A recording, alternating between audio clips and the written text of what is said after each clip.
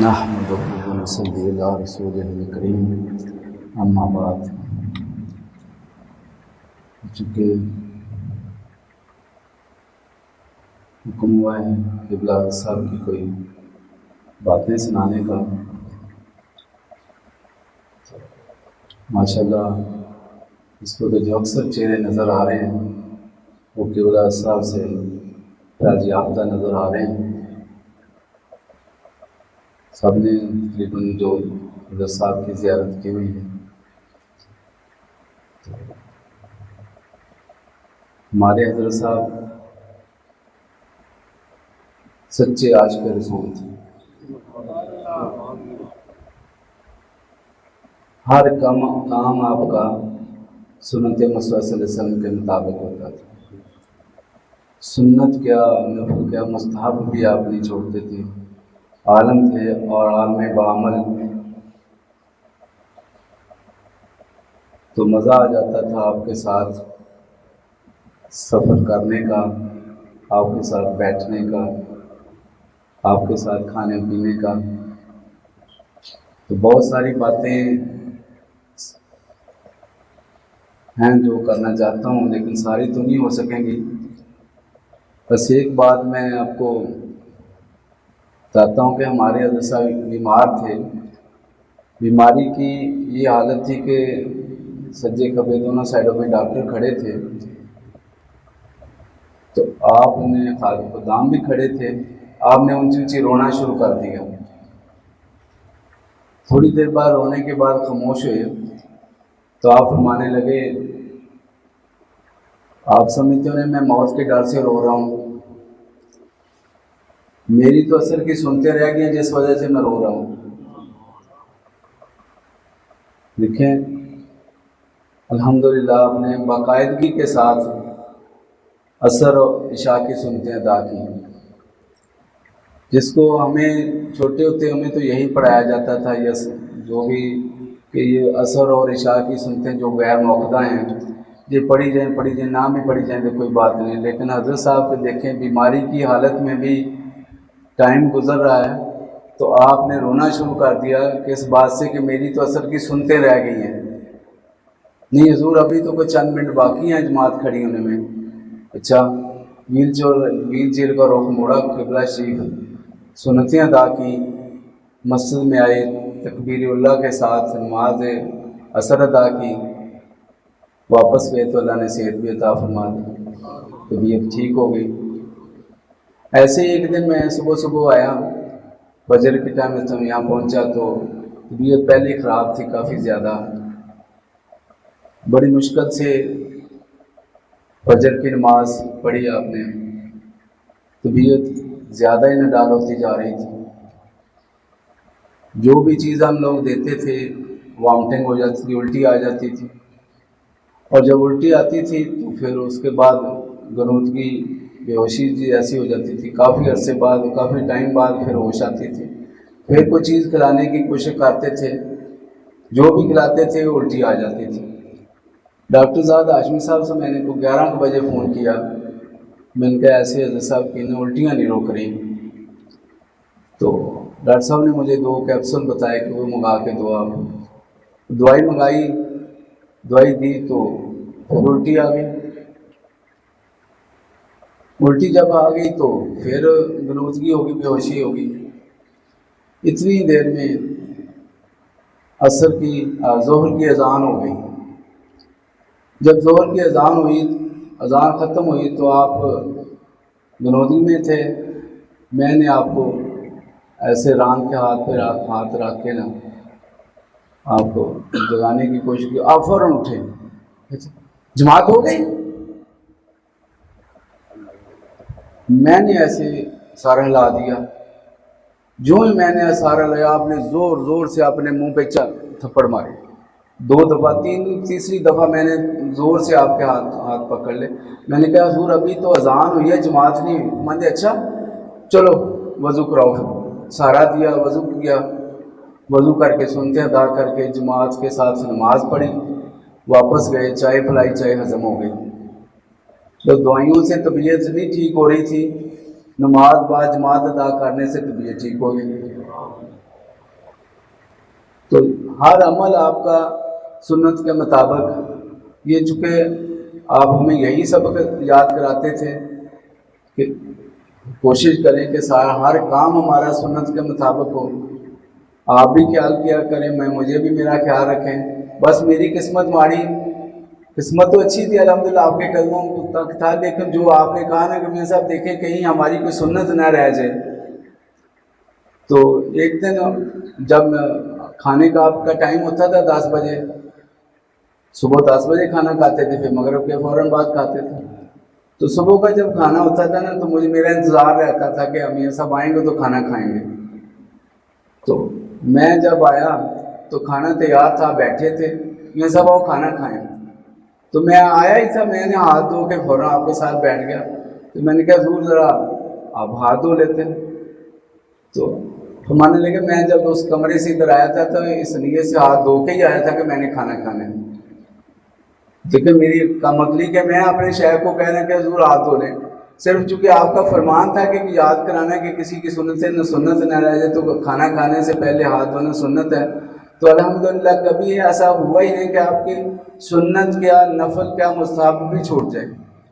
شروع کی بات ہے، مسجد نبوی شریف میں آپ نے مغرب کی نماز ادا کی. پہلے بھی میں یہ بات سنا چکا ہوں کہ مسجد میں مغرب کی نماز ادا کی، نماز کے بعد آپ 2 سنتیں ادا کی. 2 سنتوں کے بعد آپ نے دعا مانگنا شروع کر دی. میں 3-4 صفحے پیچھے بیٹھا تھا،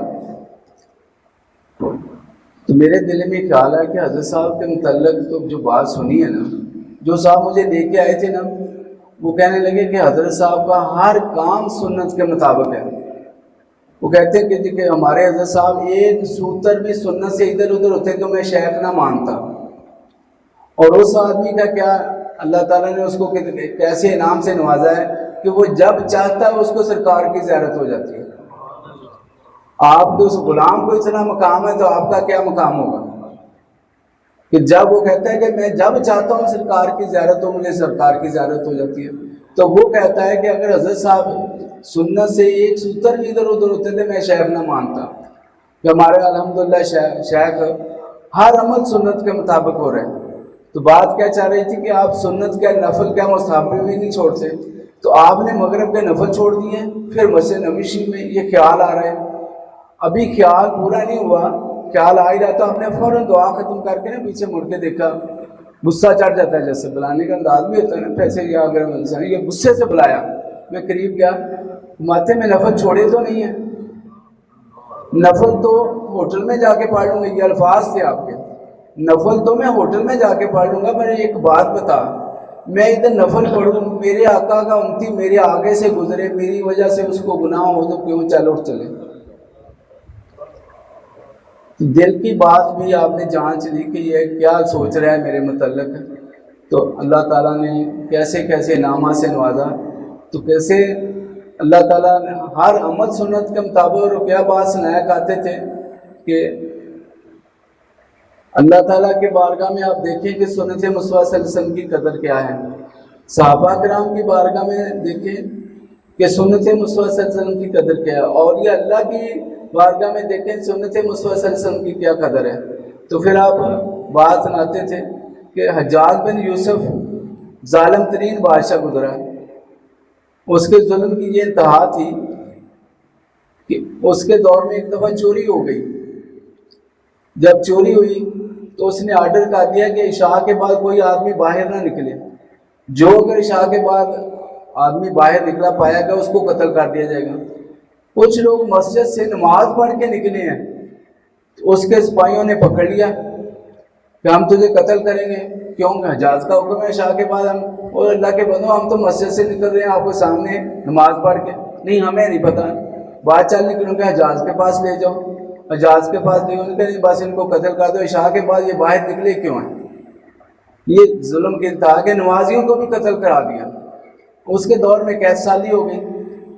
قید سالی جب ہوگی تو نماز استسقاء پڑھنے کے لیے کھلے میدان میں گئے، نماز پڑھی، دعا کی، بارش نہیں ہوئی. دوسرے دن پھر ایسے ہی ہوا، نماز پڑھی، دعا کی، بارش نہیں ہوئی. تیسرے دن نماز تو پڑھی گئی، اب دعا کرنے لگے تو کھڑا ہو گیا، کہنے لگا آج دعا وہ آدمی مانگے گا جس نے کبھی عصر اور عشاء کی سنتے نہیں چھوڑی۔ اب بڑے بڑے اللہ کے پیارے وہاں موجود تھے، سارے اس بات سے رہ گئے، کہنے لگا اچھا کوئی نہیں، میں تو ہے نا۔ اب اس نے دعا مانگی، اللہ کریم نے بادل بھیج دی، بارش ہو گئی۔ تو ایک اللہ کے ولی نے شکوہ اللہ کی بارگاہ میں کر دیا کہ یا اللہ آج تو ظالم ترین بادشاہ تیرے بندوں سے آگے نکل گیا، اس کی ہے تو نے مان لی، ہماری سنی نہیں ہے۔ تو آواز آئی کہ میں نے اس کی کرتوتوں کو نہیں دیکھا، میں نے جو اس کے میرے دربار میں پیش کیا میرے محبوب کی سنت کو، میں اس کو دیکھا ہے کہ واقعی اس نے کبھی عصر عشاء کی سنتے نہیں چھوڑی۔ تو یہ ہمارے شیخ نے الحمدللہ ہمیں سبق سکھایا ہے کہ ہر کام سنت کے مطابق۔ پھر فرماتے ہیں کہ آپ دیکھیں صحابہ کرام کا طریقہ کیا، حضرت ابو موسیٰ اشعری رضی اللہ تعالیٰ عنہ ایک علاقے کے گورنر بن گئے۔ تو جو گورنر بن گئے تو ظاہر ہے پھر باہر سے سفیر بھی آنا شروع ہو گئے، کچھ مہذب دنیا کے سفیر لوگ آئے، کھانا کھانے لگے۔ جب کھانے سے فارغ ہوئے نا تو آپ نے سنت کے مطابق انگلیاں چاٹ لی۔ تو غلام دیکھ رہا تھا کہ جو سفیر لوگ تھے بڑے آنکھیں کھول پھاڑ پھاڑ دیکھے کہ مسلمان کتنے بھوکے انگلیاں بھی چاٹ رہے ہیں۔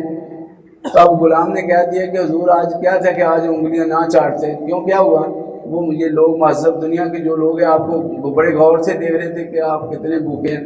کہتا آپ جواب تھا دل پہ لکھنے لگا، ان احمقوں کی خاطر میں اپنے آقا کی سنت چھوڑ دوں؟ جواب صحابی کا حضرت رضی اللہ تعالیٰ نے کہا، حضرت ابو موسیٰ اشعری رضی اللہ عنہ، ان احمقوں کی خاطر میں اپنے آقا کی سنت چھوڑ دوں؟ تو یہ دیکھیں طریقہ، یہ سب کچھ ہمیں حضرت صاحب سبق یاد کرا کے گئے ہیں، تو یہ سبق یاد رکھنے ہم نے نا۔ پھر کہتے ہیں کہ اللہ کے ولی کی نظر میں سنت مصطفیٰ صلی اللہ علیہ وسلم کی قدر کیسے دیکھیں۔ حضرت حاتم اصم رضی اللہ تعالیٰ عنہ بہت ہزاروں کے پیر تھے، ایک دن جماعت رہ گئی یا تکبیر اللہ رہ گئی تو رونا شروع کر دیا۔ ایک دن روئے، 2 دن روئے، 3 دن روتے رو کے اپنا حال و بحال کر لیا۔ تو مرید کہنے لگے حضرت صاحب کو تسلی دیں کہ حضرت جی آپ نے کون سی جماعت جان بوجھ کے چھوڑی ہے، ٹائم گزر گیا تھا اس لیے آپ نے جان بوجھ کے تو نہیں چھوڑی نا۔ تو جب وہ تسلی دینے کے لیے 2 مرید گئے نا تو آپ نے اور اونچی اونچی رونا شروع کر دیا۔ حضور ہم تو آپ کو تسلی دینے کے لیے آئے تھے، آپ نے اور رونا شروع کر دیا۔ فرماتے میں روتا تو اس لیے کہ میرا پتر مر جاتا نا، سارے شہر نے افسوس کرنے آنا تھا، میری جماعت فوت ہو گئی ہے تو 2 بندے آئے ہیں افسوس کرنے کے لیے، یہ دین رہ گیا۔ دیکھو اللہ کے ولیوں کے قریب سنت کی کتنی قدر ہے کہ تکبیر نماز موقدہ سنت ترین، لیکن یہ ہے کہ ہم کیا کرتے ہیں، ہمیں تو کوئی پرواہ نہیں ہوتی، ہمیں تو اذان ہو جاتی ہے تو شیطان آ جاتا ہے، اچھا یہ گاہک آ گیا ہے۔ یہ میرے ساتھ کئی دفعہ ہوتا ہے، جب اذان ہوتی ہے کوئی نہ کوئی آ گیا دفتر سے، یہ ساتھ یہ کام کرتے ہیں، میں نے کہا تو نہیں خود نہیں آئی ہے، تجھے شیطان نے بھیجا ہے۔ اس وقت اذان کے بعد جو آدمی آپ کے آتا ہے یہ کام کرتا ہے، شیطان نے بھیجا ہوا آپ کو چکر چلاتا ہے، چلو نماز نہیں تو کام کریں اس کی تکبیر اللہ تو رہ جائے نا۔ تو دیکھیں حضرت صاحب سانگلے گئے ہوئے تھے بیان کے لیے، مسجد کی طرف جا رہے، قبلہ قاری صاحب بھی ساتھ تھے، ہم لوگ گلی تھی آ رہے تھے تو آگے دکاندار کھڑا ہو گئے، اتنی دیر میں مغرب کی اذان شروع ہو گئی۔ وہ دکاندار کہتا ہے حضور 1 منٹ لگنا میری دکان میں دعا کر دیں۔ تو آپ جلال میں آگے فرمانے کے بعد سن 40 سال ہو گئے کبھی میری تکبیر اللہ نہیں رہی، ادھر میں مسجد دکان میں دعا کروں ادھر میری تکبیر اللہ رہ جائے۔ اس وقت یہ بات آپ کی زبان سے پہلی دفعہ میں نے سنی کہ ماتے 40 سال ہو گئے کبھی میری تکبیر اللہ نہیں رہی، تو ادھر میں دعا کرنے لگوں ادھر میری تکبیر اللہ رہ جائے۔ دیکھیں کیسے اللہ پاک نے ہمیں شیخ عطا فرمائے، کیسی بعمل زندگی گزاری، تو واقعی الحمدللہ کبھی آپ کی تکبیر اللہ نہیں فوت ہوئی، ہمیشہ تکبیر اللہ کے ساتھ آپ نے نماز ادا کی۔ ایسے ہی میں بات کر رہا تھا تو مجھے روک دیا، میں ایسا بات سنو، آپ کو یاد ہے ہم کوڑی شریف گئے تھے، واپس آئے تھے ادھر ادارہ تبلیغ الاسلام میں، تو تھوڑا سا لیٹ ہو گئے تھے، تو ہم نے کہا تھا کہ چونکہ اپنی جماعت کرانی ہے تو ہم مسجد میں پہنچے تھے تو جماعت کھڑی تھی، تو اس وقت ہماری ایک رکعت رہ گئی تھی، آپ یاد کریں ہماری اس وقت ایک تکبیر اللہ رہ گئی تھی۔ کون یاد رکھتا ہے یار، ہمیں تو یہ نہیں پتا کہ کل ہم نے کھانا کیا کھایا تھا، مجھے تو نہیں یاد، آپ کو شاید یاد ہوگا۔ تو زندگی میں کتنا آپ نے اپنا حساب کتاب رکھا کہ کس وقت میری تکبیر اللہ رہ گئی، جان بوجھ کے نہیں، چونکہ وقت سفر پہ تھے، پہنچے تھے، اپنی جماعت کرانی تھی، ظاہرہ لیٹ اپنے سفر پہ تھے، لیکن مسجد میں چونکہ مسجد میں نماز جو جماعت ہونی تھی وہ ٹائم پہ نہیں ہوئی تھی، وہ لیٹ ہوئی تھی، اس وجہ سے اب جماعت ہو رہی تھی تو آپ نے بھی جماعت کے ساتھ الحمدللہ اپنی نماز ادا کی، تو اس وقت ایک رکعت رہ گئی تھی آپ کی، تو اللہ ویسے الحمدللہ آپ نے کبھی جب اذان سے پہلے آپ تیاری کر کے بیٹھے ہوا کرتے تھے، یہ انتظار ہوتا تھا کہ آپ دوسری نماز پڑھنی ہے، دوسری نماز پڑھ لی ہے، دوسری نماز کے لیے وضو کر کے تیار ہو کے بیٹھے تھے کہ اب دوسری نماز کے لیے ہم تیاری کر کے بیٹھے۔ تو ہمارے شیخ نے ہمیں جو سبق یاد کرایا کہ ہر کام سنت کے مطابق کرنا ہے۔ پھر دوسری بات یہ ہے کہ ہمیشہ یہ بات کرنی ہے سب دیکھنا، کہیں میری جماعت نہ رہ جائے، کہیں میری جماعت نہ رہ جائے، بار بار یہ کہنا۔ آپ کی جماعت کیسے رہ سکتی تھی، 4-5 حافظ ساتھ ہوتے تھے، ہو ہی نہیں سکتا تھا کہ آپ کی جماعت رہ جائے۔ وہ سبق ہمیں یاد کرا رہے تھے، ہم سب کو یاد کرا رہے تھے، یہ الفاظ یہ تلقین کر رہے تھے کہ کہیں دیکھنا آپ کی جماعت نہ رہ جائے، کہیں دیکھنا کہیں آپ کی جماعت نہ رہے۔ نماز کی بات نہیں ہو رہی، جماعت کی بات ہو رہی ہے۔ تو دیکھیے اللہ والوں کے کتنی قریب ہے جماعت کی قدر، وہ کہتے ہیں باپ بیٹا فوت ہو جاتا تو اتنا افسوس نہ ہوتا جتنا جماعت فوت ہونے کا افسوس ہوا ہے۔ تو ہمیں اپنے شہر کے نقش قدم پر چلنے کی کوشش کرنی چاہیے۔ باقی دوسرے ہے کہ آپ کے جو معمولات تھے وہ بھی بے قاعدگی کے ساتھ نہیں چلتے تھے، ہمیشہ جو بھی آپ عمل کرتے تھے باقاعدگی کے ساتھ کرتے تھے۔ پھر ایک بات سنایا کرتے تھے کہ ایک اللہ کے ولی تھے، ان کی بڑی شہرت ہو گئی، ان کے پاس ایک آدمی آیا کہ میں ان کی کوئی کرامت دیکھ کے بیعت ہوں گا، کچھ عرصہ رہا، کچھ کو بظاہر کو کرامت نظر آئی، جب وہ جانے لگا نا تو آپ نے پوچھا بھی کدھر آیا تھا، جو میں آپ کا مرید ہونے پھر ہوا نہیں جناب، آپ تو میں نے کوئی کرامت دیکھی نہیں ہے۔ جب میں کتنا عرصہ رہی تھی، 2 سال رہا ہوں، یہ بتائے اتنے عرصے میں میں نے کبھی کوئی سنت کی خلاف ورزی کی ہے؟ جی نہیں۔ کوئی سنت چھوڑی ہے؟ جی نہیں۔ تو میں اس سے بڑی کرامت کو کیا دیکھنی چاہتا ہے کہ اتنے عرصے میں میں نے کبھی کوئی آقا علیہ الصلوۃ والسلام کی سنت کی خلاف ورزی بھی نہیں کی اور سنت چھوڑی بھی نہیں، تو کیا چاہتا ہے میں ہوا کے اور میں دکھاؤں؟ وہ تو مکیوں کا کام ہے، اصل کام شریعت پہ چلنے کا ہے، شریعت کی پابندی پہ سرکار کی سنت پوری کرنے کا اصل کام تو یہ، اصل ولایت تو یہ ہے۔ تو الحمدللہ ہمارے حضرت صاحب نے بھی جو بھی کام کیا سنت سمجھ کے کیا، جیسے دیکھیں کپڑے بدلنے کا انداز بھی آپ کا تھا، حافظ صاحب بھی موجود ہیں، ساری زندگی انہوں نے ساتھ گزاری ہے، ہو ہی نہیں سکتا کہ کپڑے بدلنا میں بھی، جوتا پہننے میں بھی، کپڑے اتارنے پہننے، ہر کام میں سنت کا خیال کیا، یہ ہو ہی نہیں سکا کہ کبھی دبانے لگے نا، دیکھیں دبانے میں، ٹانگوں میں دبانے ہاتھ میں لگے نا، تو وہ غلطی سے اگر وہ یہ بائیں ٹانگ کو شروع کرتے نہیں پہلے دائیں کو شروع کرو، اتنا خیال کرتے کہ یہ دبانے میں بھی دائیں ٹانگ بھی اس کو شروع کرو، یہ سنت طریقہ ہے، مجھے ہر کام میں سنت کو اولویت دی۔ تو ہم نے بھی تو جانا ہے نا، آپ چلے گئے، ان کا تذکرہ ہو رہا ہے، یار ہمارا کون تذکرہ کرے گا، ہم تو ان کے جھنڈے تلے ہوں گے، ان کا تذکرہ ہو گیا تو ہمارا ہی ہوگا، ہم ان کے نقش قدم پہ چلیں گے، جو وہ ہمیں سب کی یاد کرا گئے ہیں وہ سب کی یاد رکھیں گے تو پھر ہی بات بنے گی۔ اب کہتے ہیں میرے شیخ نے ہر نماز کے بعد 1100 مرتبہ دروشی پڑھنے کا بتایا، تو روزانہ کا کتنا بن جاتا ہے؟ 5 نمازوں میں 5,500۔ یہ تو باقاعدگی کے ساتھ ادا ہوتا تھا، اس کے علاوہ جو دروشی ہوتا تھا وہ تو اور ہوتا تھا، تو کتنا پڑھا جاتا تھا؟ ایک ڈائری میں لکھا کہ 48 جمعرات کی شام سے لے کے جمعے کی شام تک ایک دفعہ 48,000 مرتبہ دروشی پڑھا۔ تو بے قاعدگی نہیں تھی، باقاعدگی کے ساتھ دروشی پڑھتے تھے۔ تو ہم نے تو کبھی یاد آ گیا پڑھ لیا، کبھی 1000 پڑھ لیا، کبھی 2000 پڑھ لیا، کبھی 5000 پڑھ لیا، کبھی اگر ٹائم مل گیا تو گاڑی میں قاری صاحب میرے ساتھ بیٹھے، تو جب واپس آئے پتہ چلا بھی ایسا آج تو میرا دروشی بہت ہو گیا، آج تو 15,000 ہو گیا۔ ہمارا حضرت صاحب کا ایسا نہیں تھا الحمدللہ، ان کا تو باقاعدگی کے ساتھ روزانہ کے حساب سے کاؤنٹ کر لیں تو آپ اندازہ ہی نہیں ہو الحمدللہ اتنا دروشی، اور کبھی بے قاعدگی نہیں ہوتی تھی۔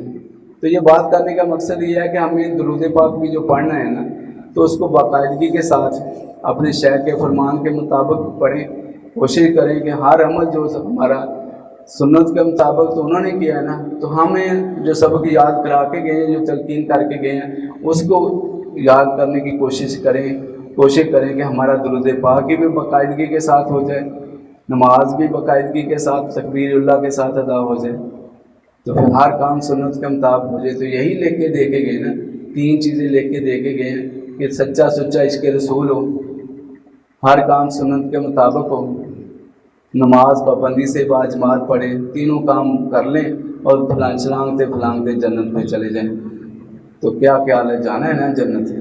انشاءاللہ یہ سارے چہرے جو نظر آ رہے ہیں یہ سب کے لیے بشارت وہ دے کے گئے ہوئے ہیں، ہمیں جنتی بنا کے گئے ہوئے ہیں۔ اب ہم نے اگلوں کو جنتی بنانا ہے، یہ ہم نے نہیں، یہ سبق اپنے پاس نہیں رکھنا، یہ ہم نے آگے لوگوں کو یاد کرانا ہے، اپنے گھر والوں کو، ہمارے ہمسایوں کو، اپنے تعلق والوں کو کہ یہ حضرت صاحب ہمیں جنتی بنا کے گئے ہیں، تو ہم نے بھی آگے جنتی بنانا ہے۔ واقعہ سنا دوں جی؟ مدینہ پاک میں تھے، سحری رات، صبح سحری کا ٹائم تھا، خواب میں کیا دیکھتا ہوں کہ ہمارے ایک عزیز ہے، اس کا گھر ہے، تھوڑا سا گھر لمبا ہے، پیچھے کو کمرے ہیں، درمیان میں سین ہے اور آگے ایک بیٹھک ہے، آگے پھر بازار ہے۔ تو بازار میں کھڑا ہوں، تو بازار کے ساتھ وہاں ایک کساب کی دکان ہے، وہاں بکرے لٹکائے ہوئے ہیں، 2 آدمی آپس میں جھگڑا ہو جاتا ہے۔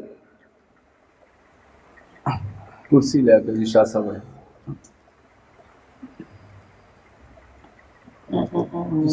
تسی بیٹھے رہو جی، میں ادھر ہو جاؤں، ادھر لاؤ کرسی، تسی بیٹھے شاہ جی، آ جاؤ۔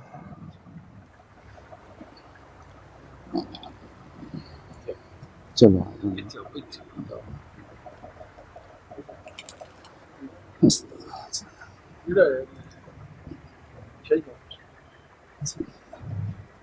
اچھا جی، وہ وہاں 2 آدمیوں کا آپس میں جھگڑا ہو جاتا ہے، تو میں صلح کراتا ہوں ان کے آپس میں۔ تو اتنی دیر میں ایک ٹرک کھڑا ہوتا ہے آ کے، تو ٹرک میں ایک بزرگ تشریف لاتے ہیں، ماشاءاللہ بڑا نورانی چہرہ، خوبصورت کالی داڑھی پڑے۔ تو میں ایسے ان سے جیسے سوال کرتے ہیں کہ حضور آپ، یعنی میں نام پوچھا تو فرماتے میرا نام میرا محی الدین ہے۔ میں اتنی بات سننی تھی، میں نے دوڑ لگا دی، اندر چلا گیا، جا کے قبلہ صاحب کو بتایا کہ حضور باہر سیدنا حضور غوث پاک تشریف لائے ہیں، آپ بھی جلدی جلدی آئے ہو۔ بیٹھک میں کافی سارے قلین پڑے تھے رول کیے ہوئے، آپ نے جلدی جلدی ایک قلین کھینچ کے نا بچھایا، دروازہ کھولا تو سیدنا حضور غوث پاک اندر تشریف لے آئے۔ اب دونوں بزرگوں کی گفتگو شروع ہو گئی ہے، کافی دیر گفتگو ہوتی رہی، میں پاس ہاتھ باندھ کے کھڑا رہا۔ اب جب گفتگو اختتام پر پہنچتی ہے تو جیسے بڑا چھوٹے کو حکم کرتا ہے نا، ایسے ہی سیدنا حضور غوث پاک رضی اللہ تعالیٰ عنہ نے آپ کو حکم کیا، مفتی صاحب آپ ان کو ساتھ لے کے آئے ہو نا، تو ان کو آگے بھی ساتھ لے کے جانا، تو وعدہ کرو۔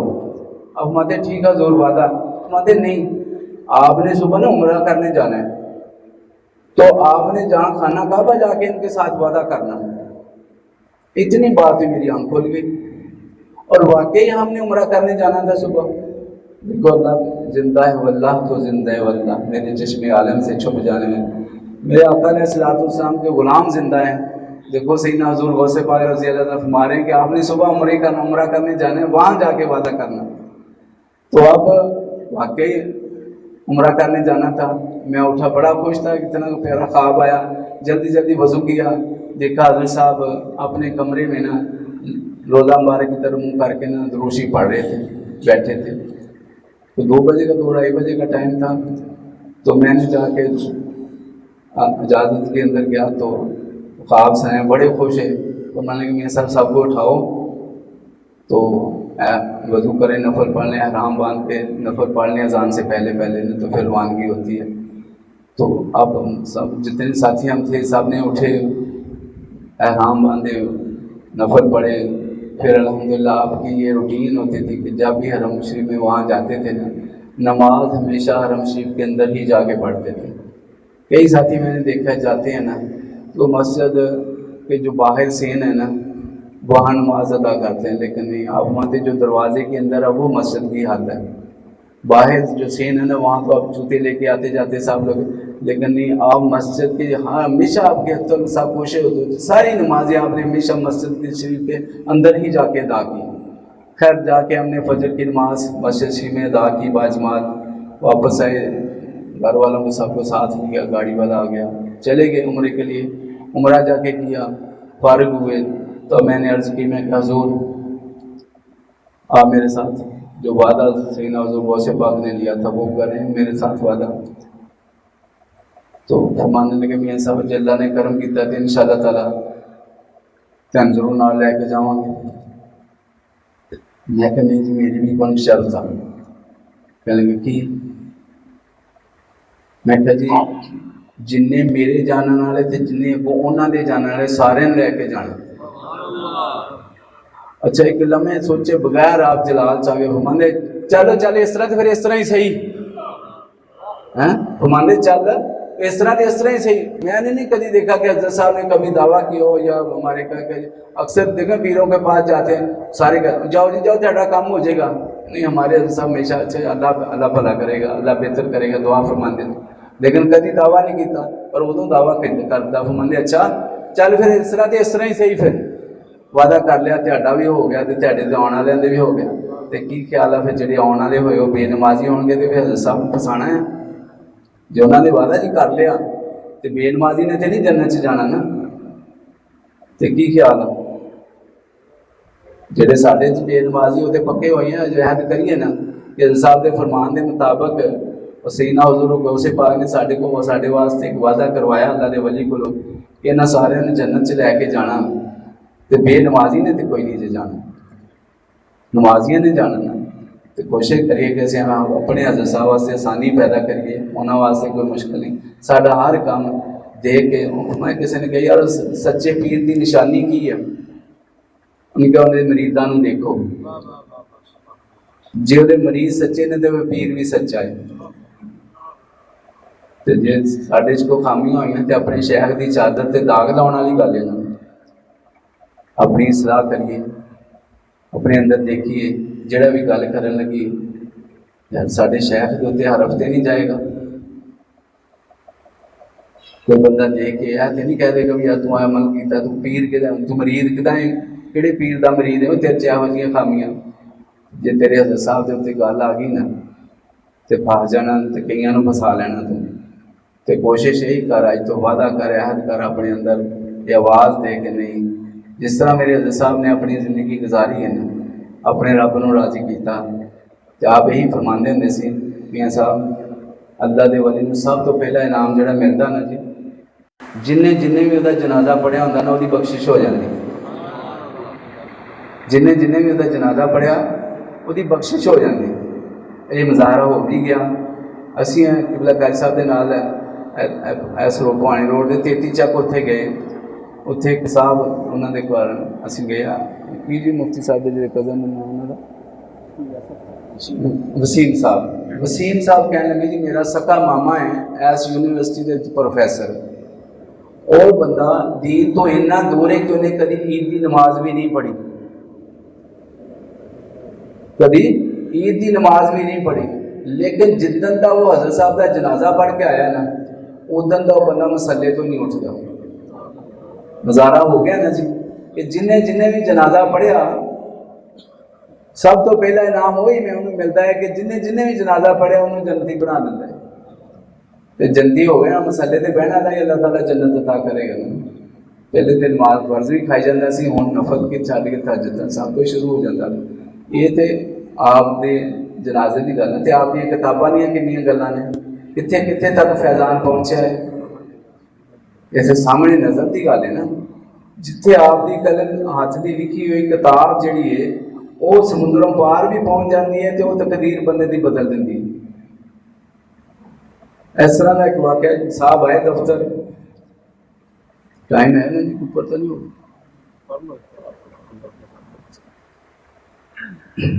तो सामने को घड़ी भी नजर नहीं आ रही। अच्छा, वो साहब आए कहने जी मैं एक दरूशी का वाक़या सुनाना आया तेन। मैं जी सुनाओ। कहते जी मैं इतने एजुकेशन बोर्ड मुलाजम हाँ, मोहम्मद अनवर मेरा नाम है, तो मस्बी वाले पिंड का मैं रहना है। वाक़या यह होया कि जो पिछली गवर्नमेंट नवाज शरीफ की गुजरी सी, ਉਹਦੇ ਤੇ ਇੱਕ ਬੈਂਕ ਡਿਫਾਲਟ ਹੋਇਆ ਸੀ, ਕੋਆਪਰੇਟਿਵ ਬੈਂਕ। ਉਸ ਬੈਂਕ ਦੇ ਵਿੱਚੋਂ ਕਿਸੇ ਫਰਾਡੀਏ ਨੇ, ਕਿਸੇ ਨੇ ਚੱਕਰ ਚਲਾ ਕੇ ਸਾਡੀਆਂ ਫਰਦਾਂ ਲੈ ਕੇ ਪਟਵਾਰੀ ਕੋਲ ਬੈਂਕ ਚੋਂ ਕਰਜ਼ਾ ਮਨਜ਼ੂਰ ਕਰਵਾ ਲਿਆ। ਉਹ 1.5 ਲੱਖ ਰੁਪਏ ਮੇਰਾ ਤੇ 1.5 ਲੱਖ ਰੁਪਏ ਮੇਰੇ ਵਾਲਿਦ ਸਾਹਿਬ ਦੇ ਨਾਮ ਤੇ ਕਰਜ਼ਾ ਪੈਸੇ ਲੈ ਕੇ ਬੈਂਕ ਚੋਂ ਚਲਾ ਗਿਆ। ਹੁਣ ਬੈਂਕ ਵਾਲੇ ਸਾਨੂੰ ਨੋਟਿਸ ਭੇਜਿਆ ਕਿ ਤੁਸੀਂ ਇਹ ਕਰਜ਼ਾ ਲਿਆ ਹੈ ਤੇ ਕਿਸ਼ਤ ਜਮ੍ਹਾਂ ਕਰਾਓ। किस्त नहीं जमा कराते तुसीं? असीं कहा काहदी किस्त? कि तुसीं कर्जा लिया सी। असीं ते कोई कर्जा नहीं लिया। खैर बार बार सानूं नोटिस आते रहे। एक दिन बैंक वाले पुलिस लैके आ गए सानूं फड़न वास्ते। असीं खैर दौड़ के बच गए। फिर दोस्त साहब ने मशवरा किया भी की करना चाहिए। किसी ने कहा नहीं हुण तुहानूं पैसे तो बैंक के देने ही पैणे। फिर असीं अपनी जमीन लैण लग के 1.5 लाख का इंतजाम किया। बाकी 1.5 लाख रहिंदा सी ते मैं दफ्तर आया तो साढ़े दफ्तर किताब तकसीम हुई आबे कौसर, तो मैनू भी मिल गई। वो किताब मैं लैके घर गया। उस किताब का सब तो पहला फायदा तो ये होया कि मेरे वाले साहब ने कभी मस्जिद का दरवाज़ा नहीं सी देखा। उस किताब के पढ़ने मेरे वाले साहब 5 वक्त के नमाजी बन गए, बल्कि तहज्जुद गुज़ार बन गए। फिर असी शाम में मैं घर जाना तो सारे इकट्ठे बह के ना, चूँकि आपे कौसर पढ़ ली सी, दरूशी का शौक पैदा हो गया, इकट्ठे बह के दरूशी पढ़ना शुरू कर दिता। हुण दरूशी पढ़ रहे सां, सर्दियों की रात पिंड में 8 बजे अद्धी रात बन जाती है। लोग 5 बजे मगर होती है, लोग सौ जाते। 8 बजे किसी ने दरवाज़ा खटकाया तो मैं बाहर निकलिया। एक अजनबी आदमी बाहर खड़ा, वो मैंने जानता सी, मैं तो नहीं सिर्फ जानता। वो कहने लगा मोहम्मद अनवर मैं मुल्तान तो आया। वो जिस बंदे ने बैंक चो पैसे कढ़ाए सी ना, वो मैं ही हाँ। आ लो 3 लाख रुपया, तेला वास्ते मैनू माफ़ी दे दो। कोई मैंने चीज़ डराउंदी है कि यार उन्होंने जाके पैसे दे के आ, तो मैं भाई तेरे पैसे देने तो मैनू माफ़ी दे दो। कहते मैं लिफाफा तो हज फड़िया तो नाल चक्कर आ गया भी मैं की ख्वाब देख रहा की गल है। चक्कर खाता इन्नी देर में बंदा गायब हो गया। मैं अंदर आया, उनके लिफाफा खोल के पैसे गिने तो पूरा 3 लाख रुपया। ਹੁਣ ਸਾਰੇ माशाअल्लाह अकलमंद सारे साहबे सरबत लोग बैठे ने। मैं अपनी तो गल सुना देना कि मेरे को कोई बंदा उधार लवे तो पैसे वापस नहीं दिंदा जिन्नी देर तक तल्लकात खराब नहीं होंदी।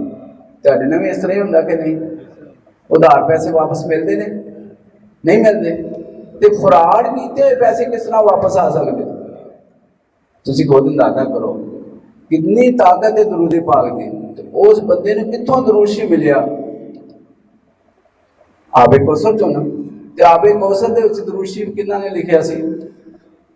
साडे हज़रत साहब ने ना। साडे हज़रत साहब की किताब लिखी हुई है ना। क्यों जी? कोई आवाज़ नहीं आनी, शायद पता नहीं सुनते नहीं कि हज़रत साहब की लिखी है ना किताब। तो पढ़ते होंगे हो? पढ़ते हो? पढ़िया करो, किताब च बड़ियां बरकतां ने। जिहड़ा बंदा उस किताब में पढ़दा ना अलहमदुलिल्लाह महरूम नहीं रहिंदा। बेशुमार इनामात उस किताब के कोल रखण नाल ही मिल जाते, पढ़न नाल मिल जाते, उसकी ज़ियारत नाल मिल जाते। तो मैं बड़ी पुरज़ीर माफ़ी मांग के हाथ जोड़ के इल्तजा करांगा कि अपने मामूलात दे विच उस किताब को जरूर शामिल करो। अलहमदुलिल्लाह मेरी रूटीन है कि मैं अपने दफ्तर किताब रखी, जो मैं दफ्तर जाना ना मैं 2 4 5 7 सफ़े जरूर पढ़ने होंगे। तो मैनू नहीं याद मैं कितनी दफ़ा पढ़ चुके हैं।